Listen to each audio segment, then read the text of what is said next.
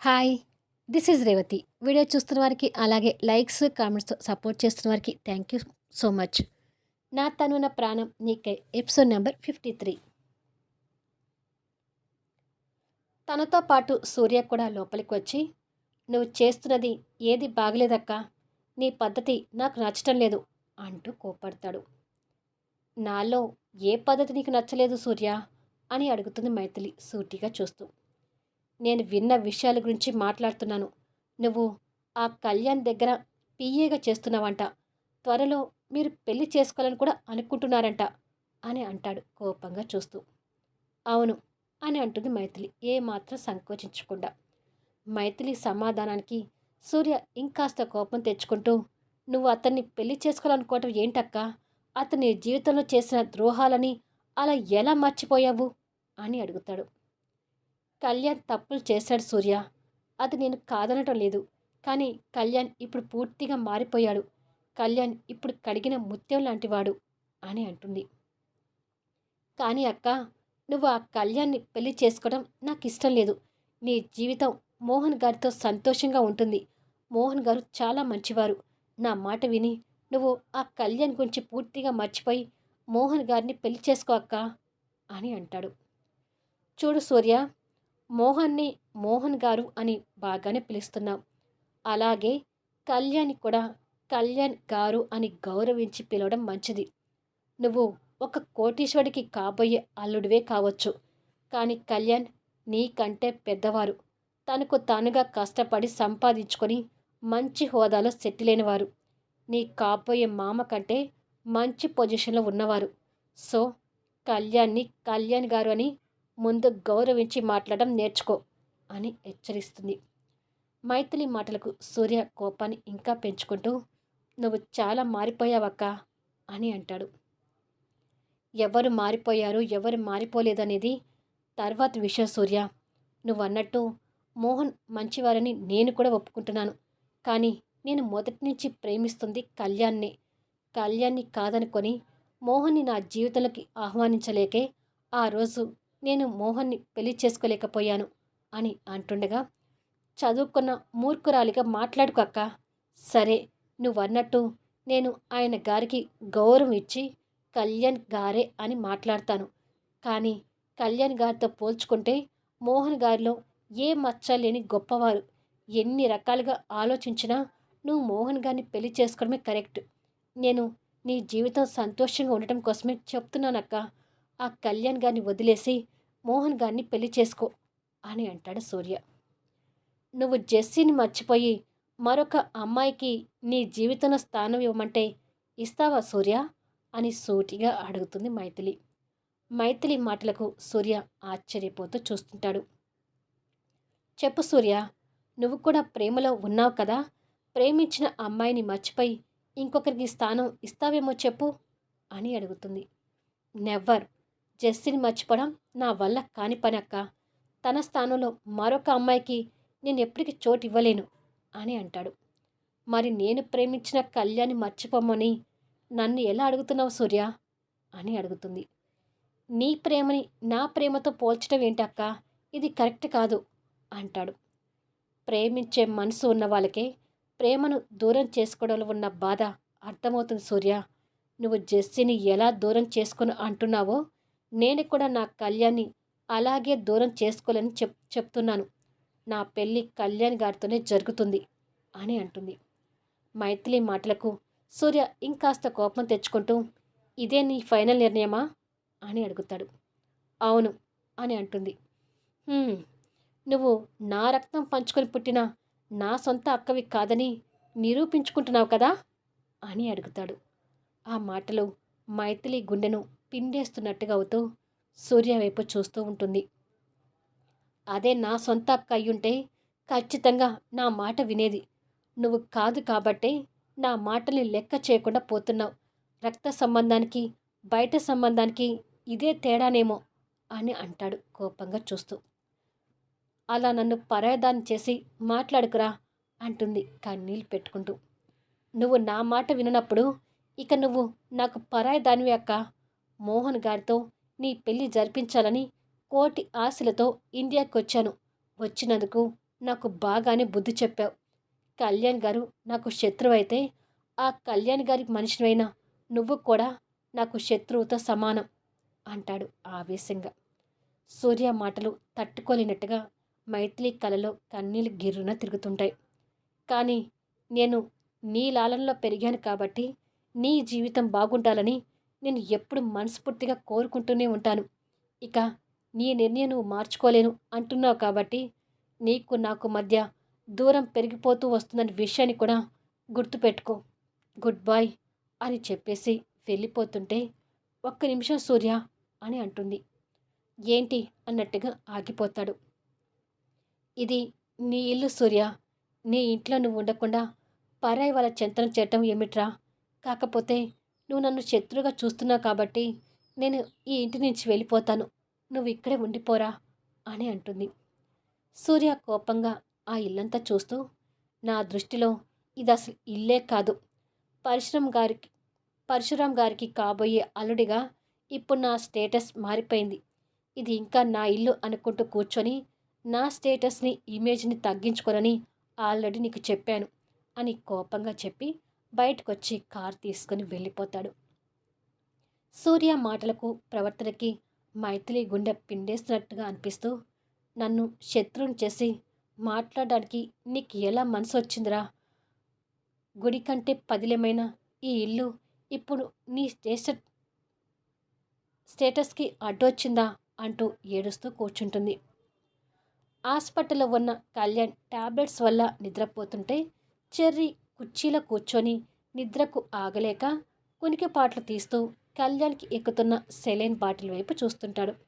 కళ్యాణ్ నిద్రమత్తులో ఉన్న నొప్పులకి కాస్త ఇబ్బంది పడుతూ మిసులుతూనే ఉంటాడు. పాపం మా డాడీకి బాగా పెయిన్గా ఉన్నట్టుంది.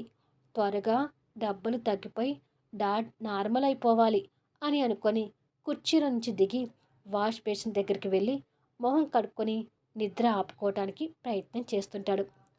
ఈలోపు సెలైన్ బాటిల్ ఖాళీ అవడం చూసి త్వరగా వెళ్ళి నర్స్ని తీసుకురావాలి అని అనుకొని నర్స్ డ్యూటీ రూమ్ దగ్గరికి వెళ్తాడు.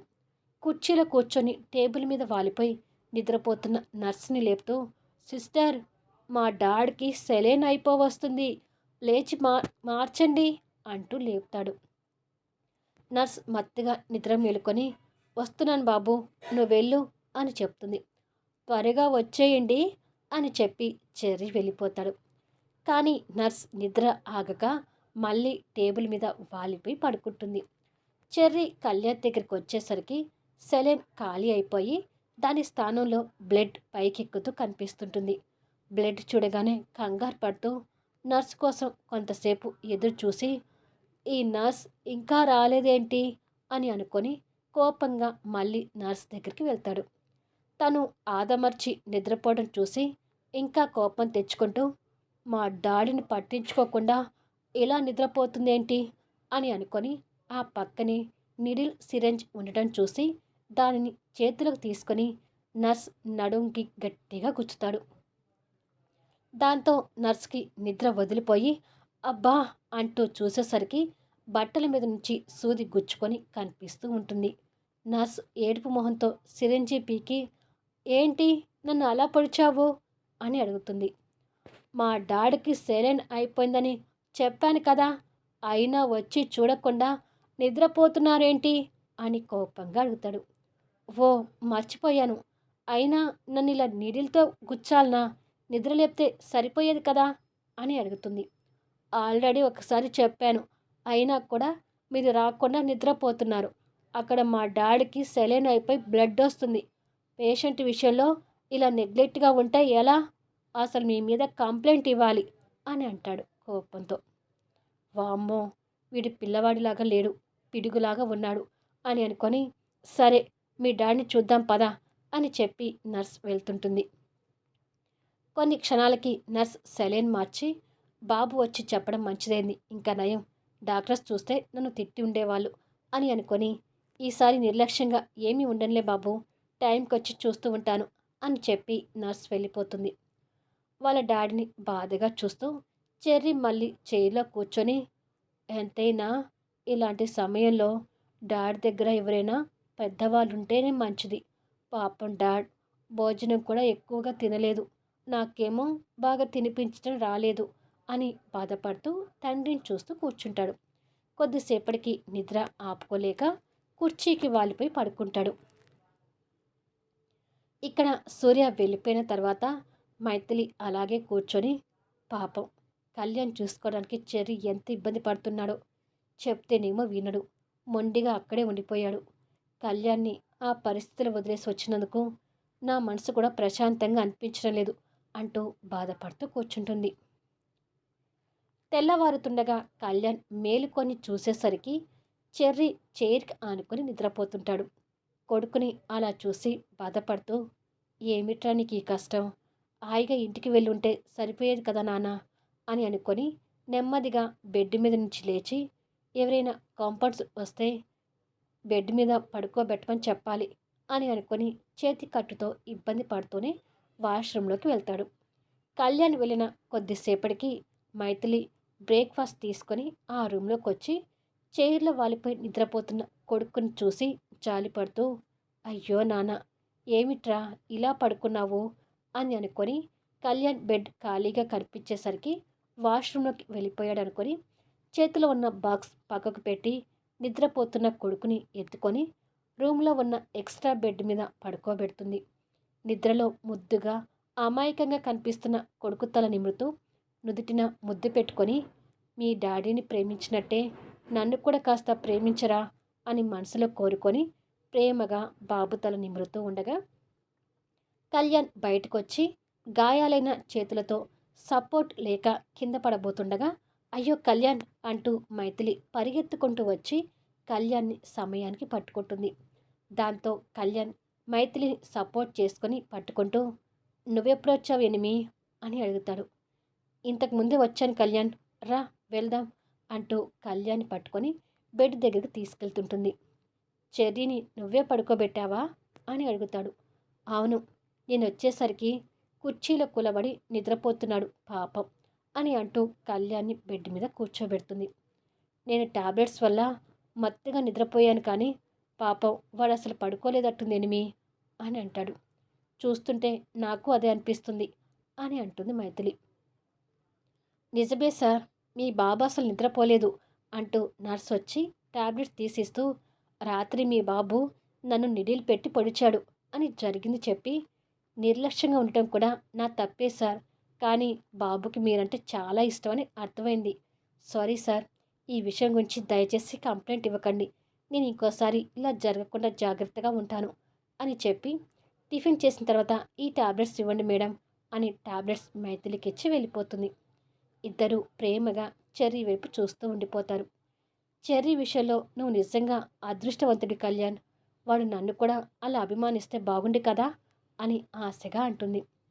ఆ రోజులు కూడా వస్తాయిలే ఎనిమి, చూస్తుండు, చెర్రీ నాకన్నా కూడా ఇంకా నీకే బాగా దగ్గరవుతాడు అని అంటాడు మైథిలి వైపు ప్రేమగా చూస్తూ. అది సరే కళ్యాణ్, నీ గాయాల నొప్పి ఏమైనా తగ్గిందా అని అడుగుతుంది. అప్పుడే చెర్రీ నిదానంగా మేలుకుంటూ వాళ్ళ మాటలు వింటూ వాళ్ళని చూస్తుంటాడు. చెర్రీ మేలుకునేది వాళ్ళు గమనించకుండా మాట్లాడుతూ ఉంటారు. గాయాల నొప్పి ఏమీ లేదు మైథిలి, కాకపోతే నాకు బాగా ఆకలిగా ఉంది అని అంటాడు. అయ్యో కళ్యాణ్, రాత్రి డిన్నర్ సరిగ్గా చేయలేదా అని అడుగుతుంది. చేయలేదంటే సరిగ్గా తినలేదని చెప్పుకోవాలి మైథిలి. నేనేమో చెయ్యి నొప్పితో తినలేకపోయాను. పాపం వాడు నాకు తినిపించాలని చూశాడు కానీ వాడి చిట్టి చేతుల్లో సరిగ్గా తినిపించడం రాక ఇబ్బంది పడ్డాడు. ఫైనల్గా నేను సగం ఆకలితోనే పడుకున్నాను అని అంటాడు. చెర్రీ కూడా ఆ మాటలు విని, పాపం డాడీకి సరిగ్గా భోజనం పెట్టలేకపోయాను, ఆకలితోనే పడుకున్నారంట అని అనుకుంటాడు బాధపడుతూ. వేడి వేడి ఇడ్లీ చేసి నీకు చెర్రీకి తీసుకొచ్చాను కళ్యాణ్, ఉండు తినిపిస్తాను అని బాక్స్ ఓపెన్ చేసి కళ్యాణ్కి ఇడ్లీ తినిపిస్తూ ఉంటుంది. మైథిలి తినిపిస్తుంటే కళ్యాణ్ తృప్తిగా తినడం చూసి చెర్రీ కూడా సంతోషపడుతూ, మా డాడ్ విషయంలో ఈ మైథు మిస్ కాస్త మంచిదానిలాగానే ఉందే అని అనుకుంటాడు. వీడియో ఎలా ఉంది అనేది కామెంట్స్లో తెలియచేయండి. అలాగే లైక్స్ ఇచ్చి సపోర్ట్ చేయండి. మళ్ళీ నెక్స్ట్ వీడియోలో కలుద్దాము.